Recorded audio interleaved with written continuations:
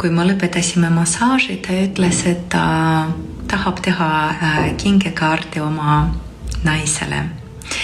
Ja ma ütlesin, et mul on nii hea meel, et ma saan sinu kingituse osa olla ja hea meelega teeme koos sellise kingituse sinu naisele.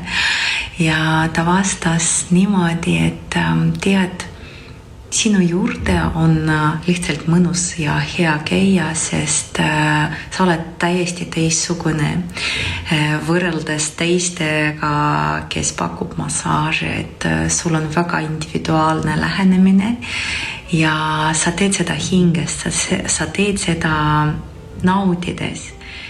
Ja tal on õigus, ma naudin, kui ma teen oma tööd ja ma naudin, kui me teeme seda tööd koos. Ja siis naine sai kingituse.